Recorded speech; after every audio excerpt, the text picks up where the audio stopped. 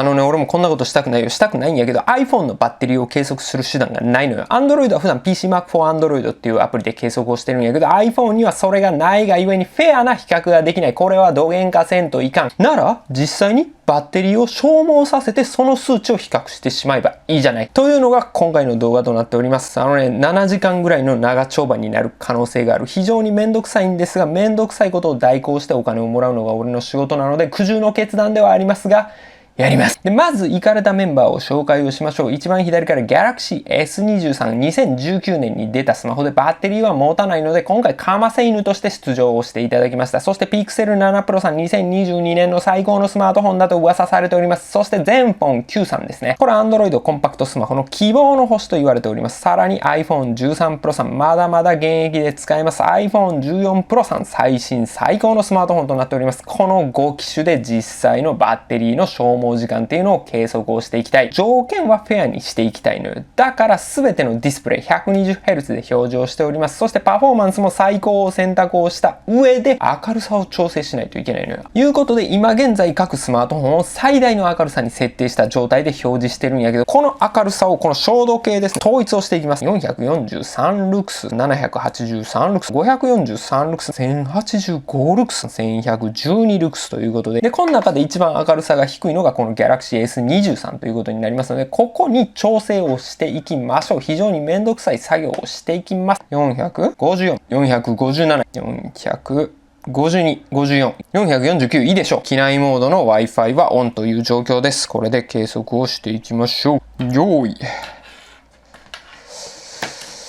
スタート。まずは TikTok を各々で起動していってくれたまえ。で、こいつをまずは30分続けたいと思う。で、TikTok に関しては一度読み込んだ動画を繰り返し表示するだけだから、そんなにバッテリーを消費するアプリではないでしょう。14分、15分経過しようとしてるんやけど、Galaxy S20 だけ 96% で 4% 減ってるんやけど、他1個も減ってないねんな。10分、15分じゃ 1% も減らんねや、今のスマホって。しかも450ルクスってさ、そこそこ明るいんやで、ディスプレイ。部屋の中で使うんやったら110ルクスぐらいでいいのに、ようやく30分が経過しようとしているが、現在のバッテリー容量が Galaxy S20 93%、Pixel 7 Pro 99%、全フォン Q99%、iPhone 13 Pro 100%、iPhone 14 Pro 98%。長丁場になりすぎるぞ、これは。で、次、アンツツベンチマークを計測をしていくが、Pixel 7 Pro はアンツツベンチマークが起動しない可能性が非常に高い。今すぐテストだ。頼む、起動してくれよ。ピクセルがやっぱりアンツツベンチマークが動かないな。ピクセルはギークベンチさん動かします、代わりに。これを30分耐久でやったら多分なくなるから2発ぐらいいくか。OK、アンツツベンチマーク1回目終了。Galaxy S20 63万点、全フォン Q102 万点、驚異的。iPhone 13 Pro 79万点、iPhone 14 Pro 95万点。1回やとそんなにバッテリー消費がないので2回連続でいっちゃいましょう。その間もピクセル7 Pro さん残念ながらアンツツベンチマーク動かないので、ギークベンチをひたすら走らせることによって補っていくことにします。この辺でバッテリーを消費させないと先が長いぞ。 OK、 55分が経過しているわ。アンツツベンチマークを2度回した。そして全フォン7 Pro に関してはギークベンチを6回ぐらい回したんかな。そして現在の数値 Galaxy S20 83%、 Pixel 7 Pro 91%、 全フォン Q91%、 iPhone 13 Pro 91%、 iPhone 14 Pro 88% ということで、意外にも iPhone 14 Pro の方が数値が低いのよね。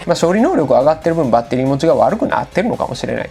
で、一方で全フォン Q すごいね。このサイズでこの性能でこのバッテリー持ちを実現してるっていうのは期待ができる。これほんまに明るさずれてないよね。なんかバッテリー消費がもう一回一応計測しとく。そうか、明るさ自体は変わってないのにバッテリー持ちはやっぱ全然違うね。じゃあ次のテストいきましょう。 YouTube での俺の再生リストから日本一周動画を流していきたいと。これを全て2倍速で再生をしていきたい。最近のスマホがマジでバッテリー持ちすぎるな。こんな持つんや。やっぱ古いの使ってたらあかんね。 YouTube を1時間再生した現在の結果やね。 Galaxy S20 72%、 Pixel 7 Pro 83%、 全フォン Q80%、 iPhone 13 Pro 83%、 iPhone 14 Pro 79%。 思ってる以上に Galaxy S20 が検討してるな。多分ね、 YouTube はそんなに処理能力を必要としないから性能に関係なくバッテリーの減りがなだらかになるのよ。さっきのアンツツベンチマークは性能能が高いスマホほどバッテリーを消耗するっていうテストやったんやろうね。それにしても意外と iPhone14 Pro バッテリーの減りが早い。そして1時間見るだけで俺の日本一周動画をパート14まで見れるんや。こんなに面白いのにすごいね。Twitter 動画表示テスト。これはね、バッテリー減らんやろうね。なるほど。止まっちゃうのか。再生しても最後までいって止まる。ループ再生にならないのか。じゃあ代わりに TikTok でもう30分消耗させよう。さらに30分が経過。 Galaxy S20 がついに 66% だ。意外と減っていない。 Pixel 7 Pro 80%、 iPhone13 Pro 80%。素晴らしい。全フォン Q77 もよく頑張ってるね。 iPhone14 Pro と同じか。次はちょっと重い処理いってみましょうか。一回ギークベンチを走らせちゃって、iPhone13 と14の計測完了が早い。やっぱ処理能力が高いのかね。全フォン Q の方がアンツツベンチマークは高いんやけど、ギークベンチは iPhone の方が上回るね。なんか明るさむっちゃ落ちてるんやけど、ギャラクシーなんで 337？ 何これ、ずいぶん暗くなったな。どうした？明るさ自動調整オフやのに440戻った。なんなん PUBG モバイル。これは重いよ。通信と 3D 処理を同時に行うと素晴らしいバッテリー消費が期待できるんじゃないでしょうか。ようやく3時間が経過した。長く苦しい戦いがまだ折り返してすらいない。現在のバッテリー状況を解説する Galaxy S20 56%、 Pixel 7 Pro 73%、 iPhone13 Pro 73%。 これすごいね。全く一緒やね。そして時点で全フォン Q とiPhone14 Pro か。次は Web で楽しめるアクアリウムを行っていこう。で、3万匹表示した時のフレームレートを参考程度に言っておくと、 iPhone14 Pro 40フレーム、 iPhone13 Pro 32フレーム、全フォン Q 10フレーム、Pixel 7 Pro 16フレームの Galaxy S25 フレームか。やっぱ全ての性能において iPhone14 Pro は高いと。時点で iPhone13 Pro ここの2強が崩れへんな。3万匹のアクアリウムを表示してようやく30分が経過しようとしてるが、現在のバッテリー状況 Galaxy S20 47%、 Pixel 7 Pro 64%、 全フォン Q62%、 iPhone13 Pro 61%、 iPhone14 Pro 53やな。なんかね、 iPhone14 Pro は処理能力高すぎるやんか。フレームレートも22から30出てるし、一番滑らかに表示できてしまってんのよ。処理できるがゆえに処理しまくってしまっていて、バッテリーの消耗が一番激しくなってる。 iPhone ここに来て大ダメージを受けてしまったな。ちょっとこれかわいそうな結果やね。次はカメラを起動してフロントカメラで動画を30分録画し続けるテストを行います。カメラもそこそこバッテリーは消費するんやけど、フロントカメラやからそんな大したことはないでしょう。3時間58分達成。 Galaxy S20 35%、いいよ、終わり近づいてきてるよ。 Pixel 7 Pro 58%、 意外と消耗はでかいな。全フォン Q53%、iPhone13 Pro 52%、iPhone14 Pro 44%。順当に消耗してくれたって感じやね。次はウマ娘をいきましょう。ウマ娘はね、起動画面でずっと 3D 映像が流れ続けるから、それがそこそこ重いと聞いております。実際のところは知りません。もう少しでも消費してくれることを願うばかりです。ウマ娘を走らせて30分が経過しつつある。4時間29分、一応7時間は覚悟しているから。で、現在が Galaxy S20 29%、Pixel 7 Pro 50%、全フォン Q46%、 iPhone13 Pro 47%、 iPhone14 Pro 40% か。俺もちょっと辛いから、アンツツ1いきます。アンツツ1で 5% ぐらいグッと削っていこう。でもアンツツすると iPhone が不利やねんな。高性能な端末ほど不利になるでしょ、アンツツは。それはそれで悪いよね。 OK、 各種ベンチマークが終わりました。アンツツベンチマークをそれぞれ1回、そして Pixel 7 Pro さんに関してはギークベンチを3回回しました。計測結果はもうさっきと一緒やね。100万点は相変わらず全フォン Q が超えておりますわ。で、バッテリーもまあまあ削ってくれたでしょう。全フォン Q もこれで 6% も削ってくれた。アンツツは効率的で素晴らしいね。で、現在のバッテリー容量が Galaxy S20 23%、 Pixel 7 Pro 45%、 全フォン Q 40%、 iPhone13 Pro 42%、 iPhone14 Pro 32% ということで、意外にも iPhone14 Pro 弱いよ。これはどういう結果なんでしょうね。ちょっと分かりにくいですね。やっぱパフォーマンスが必要な処理ばかりさせすぎてるんじゃないのかという気がするから、こっからはちょっとスマホに優しくしていきましょう。 YouTube はね、それほどパフォーマンスが必要ない割に随時のネットワークの読み込みが必要だし、画面表示もし続けないといけないわけやから、パフォーマンスが高い iPhone でも不利ではない計測ができるんじゃないのかなと。5時間30分が経過した。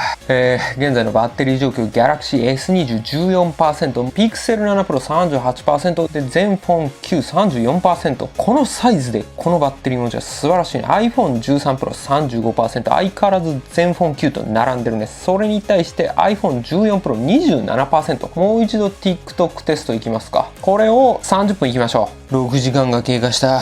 Galaxy S20 のバッテリーはいよいよ 8% で虫の息や。その他 Pixel 7 Pro 20、違う 34%、 まだまだこんなの残ってんの。だる。全フォン9 30%、 iPhone13 Pro 29%、 iPhone14 Pro 23%。勘弁してくれ。アクアリウム行ってから PUBG モバイル行きます。 iPhone13 Pro も iPhone14 Pro も500匹の状態だと60フレームぴったりにしてる。5000匹であれば606060、まあこの辺でバランスいいね。全体的に60フレームぐらいになってるから、全フォン9だけ80フレーム出てるけど、これなら iPhone が大幅に消耗することもなくバランスよく減っていくはずやわ。あ、5% 切ったからこういうことになったのか。輝度最大頼むよ。最後まで頑張ってよ。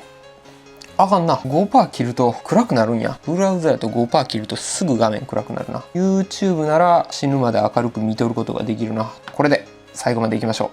Galaxy S24% 秒読みに入ってるよ。ありがとうございます。Galaxy S20 いよいよ終了となりました。タイムが多分ね6時間24分か25分ぐらいのところやね。脱落ということで想像以上に持ったね。アクアリウムテストに入りましょう。で今現在のバッテリー容量が Pixel 7 Pro さん 29%、 全フォン9さん 21%、 iPhone13 Pro さん 26%、 iPhone14 Pro さん 19% ということで、一番危ないのは iPhone14 Proで、一番持つ気配があるのが Pixel 7 Pro さんやね。やっぱこれが今年の間違いない選択なのかもしれない。 iPhone14 Pro はカメラむっちゃ綺麗やけど、バッテリーは iPhone13 Pro よりも衰えてしまってるのか。iPhone13 Pro また暗くなってない？どうした？ 221 まで落ちてるわ。なんこれ。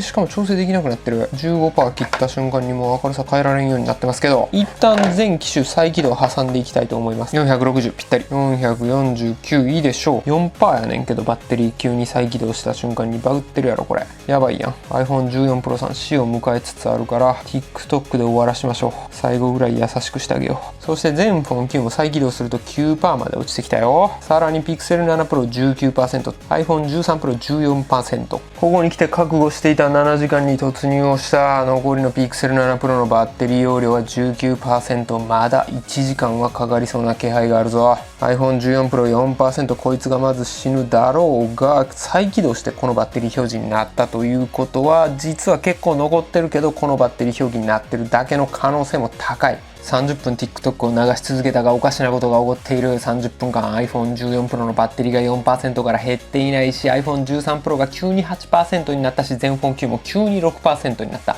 やっぱね、バッテリー容量が減ってくるとスマホのバッテリー計測がうまくいかんようになるんやろうね。再度カメラテストを行います。これは大ダメージが入るから多分死んじゃうやろうね。これで iPhone 終わりにしよう。長かったね iPhone14 Pro はここで脱落するでしょう。あらここに来て急に全フォン9脱落。 9% から突然の0ですね。7時間37分で死亡しました。Pixel さん残りバッテリーが 13%、iPhone さん 7%、iPhone14 Pro さんもいよいよ 3% です。思わぬタイミングで全フォン9死んだな。残り 9% あったんやけどな。バッテリー容量0で放置しとくって一番スマホに悪いから、切れたスマホからどんどん充電していきますね。ここに来ていよいよ iPhone14 Pro さんを見とることになりそうやから、7時間43分ですね。一応記録に残しておきたいと思います。Pixel 7 Pro さん 11%、iPhone13 Pro さんが 6%、iPhone14 Pro さん 2% ということで、多分残り15分以内に iPhone14 Pro さんは落ちることになるでしょう。完璧に死にました。ありがとうございます。現在のバッテリー容量が 9% も残ってる。 iPhone が 5% か。アクアリウムのところで iPhone14 Pro 頑張りすぎてたから、ちょっとそこは大きなハンデになってしまったかもしれない。むちゃくちゃ処理してむちゃくちゃ滑らかに描写してたけど、他のスマホそうでもなかったのよ。多分ね iPhone13 Pro と14 Pro はほぼ互角になるんじゃないかと思います。1時間59分が経過。フロントカメラでの動画撮影を開始して30分が経とうとしておりますので、一旦ここで撮影を終了したいと思います。Pixel 7 Pro 6%、そして iPhone13 Pro 2% ということなので、ここで TikTok を入れていきましょう。iPhone13 Pro 残り 1%、そして Pixel 7 Pro 残り 5%。しぶとすぎるな、ピクセル。死んだ。iPhone13 Pro 8時間8分。このサイズにして最高のバッテリー持ち。残りは Pixel と俺5%も残ってやがる。しかもね、ピクセル俺のメインスマホやから何もできんのよね。8時間30分が経過。30分間 TikTok の動画を流し続けたけど、未だにピクセル7 Pro は生きております。現在のバッテリー容量は残り 3% ということで、素晴らしいね。ピクセルのバッテリーは他のスマホはさ、突然なくなったりするんやけど、ピクセルのバッテリーは 1% ずつ確実になくなっていくね。じゃあアクアリウムで終わりにしましょう。魚さんは5000匹にしとこうか。残り 2%。最後の最後までしぶといな。このバッテリー持ちは素晴らしい。終わってくれ。シャットダウン中8時間38分47秒でピクセルも五輪中となりました。長らくありがとうございました。ということで結果発表をさせていただくと、一番初めに死んだのが Galaxy S23、2番目がゼンフォン9やけど、ここには大きな開きがあります。僅差で死んだのが iPhone14 Pro さんで、その次 iPhone13 Pro さんやね。これ堅実やったね。この処理能力でこのバッテリー持ちは素晴らしい。そして処理能力ちょっと一歩劣るんやけど、バッテリー持ちが素晴らしく、そしてカメラも優れているチャンピオンがこの Pixel 7 Pro。これは心からおすすめできるね。さらに8時間39分もの連続撮影を実現してくれているこのカメラですね。これ α7C さんです。このソニーさんの素晴らしいカメラにも感謝をしたいと思います。 Galaxy Note 20 Ultra さんもストップウォッチ計測をしていただきました。ありがとうございました。以上となります。長らくお付き合いいただきありがとうございました。このチャンネルではこんな感じで今後もガジェットと生活改善情報を発信していくので、この動画が良かったなと思ってもらえればグッドボタンと、あとチャンネル登録お願いします。あとガジェマガっていうブログも運営をしていて、こちらも2日に1回の確実更新でガジェットと生活改善情報を発信しているのでチェックしていただけるとありがたいです。書籍無駄の省き方出てます。買ってください。 Twitter やってます。フォローお願いします。長らくご視聴いただきありがとうございました。それではまたお会いしましょう。バイバイ。